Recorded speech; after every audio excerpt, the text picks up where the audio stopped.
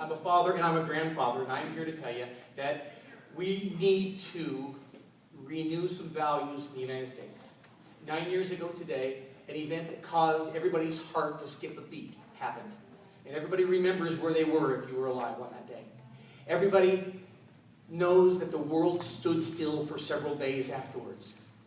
And everybody knows that the world was going to rely upon our nation, the United States of America, to straighten out the problems that were created. And we had a wonderful president who came up and stood for what was right. You see, I was raised with the values that it's always right to do right. If it doesn't match with your moral beliefs, if it doesn't match with your religious beliefs, if it doesn't match with the law, you don't do it. Well, President George Bush was the man that stood up. He didn't care if he got credit for doing what was right, and he did what was right. Now, things have changed in our nation in the last 2 years. We have another administration that thinks that we need to be a nation of the world rather than the United States. Well, I am here to say that we need a reinvigoration of certain values that are typically American values. The values of faith. We are a religious nation. The values of family. That we love our families. We will sacrifice and work for our families. Education. We need to create an educational system in the United States that truly educates our youth for real-world jobs. And that includes vocational education. We have gang members stand out on the street corner because they got out of high school not knowing how to do anything in life.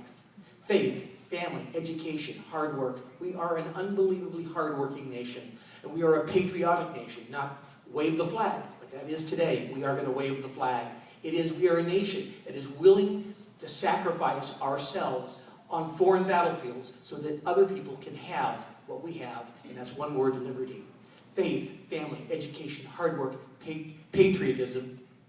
And the last one is personal responsibility. We need to get back to the values of personal responsibility, not relying upon our government to do everything for us. So my friends, like Dennis Prager says, the bigger the government, the smaller the citizen.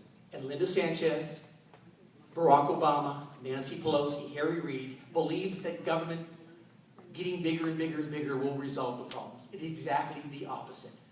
One last thing. With all the spending that's taking place, $3.7 trillion worth of spending of your kids' and your grandkids' money in the last year and a half.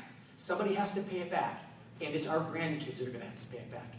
You must remember, when many of us here were young, we understood that we could not spend what we didn't have, and we could not borrow what we couldn't pay back. We shouldn't borrow what we couldn't pay back. We must remember that our nation cannot spend its way into prosperity and borrow its way out of debt. We need adult, responsible people representing us. Remember, all politicians are temporary employees. We hire, we fire. November is coming. I'm Larry Andre. My website is www.voteandre.com. Thanks.